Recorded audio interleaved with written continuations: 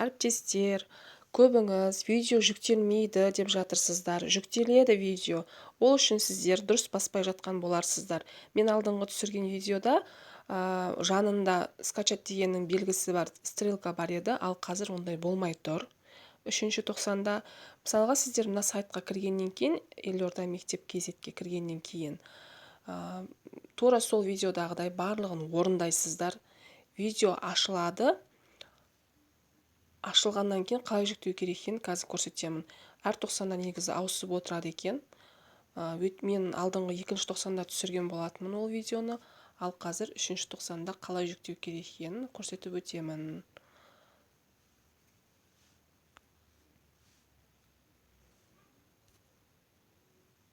Міне.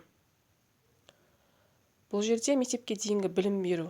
Бұл балабақшаға, соларға арналған.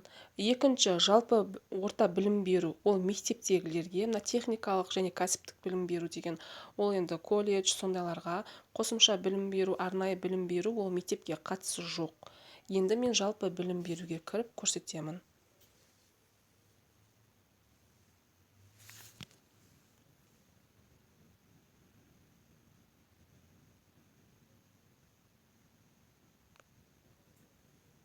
Міне 90-дар шықты.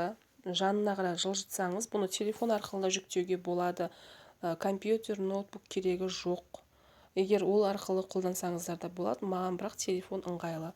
3-тоқсанға кіремін. Сыныбымызды таңдаймыз. Мысалға кез келген бір сынып таңдап көрсетейін. 3-ші сынып. Міне пәндері. Көбіңіз сұрап жатырсыздар, пәндері түгел емес деп. Түгел емес болған себебі, алдыңғы түсіргенімде онда да түгел емес еді, бірақ оған қарағанда кішкене пәндер қосылыпты. Міне, орыс тілі, музыка, әдебиет, қазақ тілі, математикаларымыз бар. Енді мен математиканы ашып көрсетейін. Ашу деген жазудың үстіне басасыз.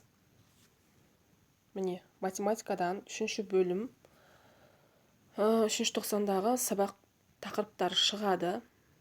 Мысалға, өзіңізге қажетті қай сабаққа келдіңіз, сол сабақтың тақырыбын ашасыз. Мен біріншіден бастап көрсете қояйын. Міне, бірінші сабақ. Кестеден тыс көбейту және бөлу, тиімді есептеу. Менде қазір сет нашар болып тұр, сондықтан жай ашып жатыр.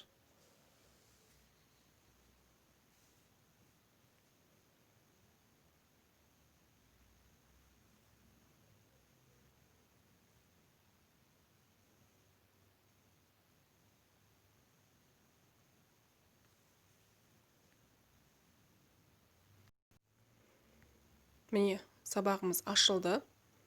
Енді мынау тұрған 3 бұрыш видеоны ашатын батырманы басамыз. Видеомыз осы жерде көрсетеді. Міне қымыжы, астындағы презентациясы. Видеоны жүктеу үшін осы тұрған видео болып жатыр. Мына жерде болады қазір көрсетеді сіздерде. Менде қазір сет нашар болғандықтан, что-то бүгін нашар. Міне. Осы жерде қазір видео шығады. Сол видеоның үстіне былай, сол видеоның үстін басып тұрсаңыз, міне скачать видео деп шығады. Түсініп тұрсыздар ғой, а? Осы видео болатын жерде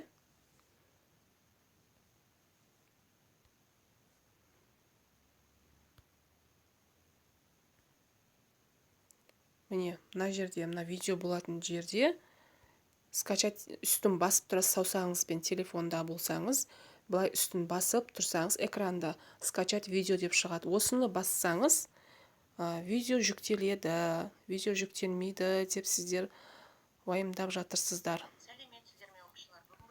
Міне, қараңыздар. Міне видео жүктеу деген мынауда тұр.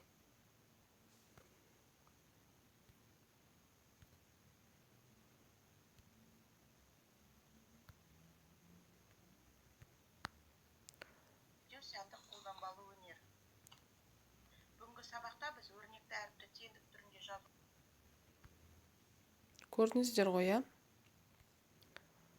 Видео жүктеу деген осы жерде де бар, міне. Тұр ғой. Менде видео жүктеліп жатыр. Міне кесте, бірінші сабақ кестеден тыс көбейту деген жүктеліп жатыр. Ал мына қымыжысы, қымыжының да үстіне бассаңыз, міне скачать деп тұр. Скачать изображение деп. Соны бассаңыз жүктеледі. Презентацияны да солай үстінен басып тұрсаңыз, міне копировать етсеңіз де болады. Копировать етіп, сразу оқушыларыңызға жіберсеңіз де болады. Немесе сохранить дегенді басып, сохранить етіп алсаңыз да болады. Еш уайымдамай осылай ашып қараңыздар.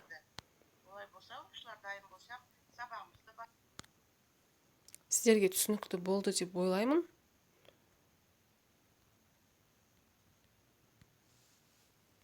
Тағы да басқа сұрақтарыңыз болса, комментарийға жазыңыздар. Жауап беруге тырысамын.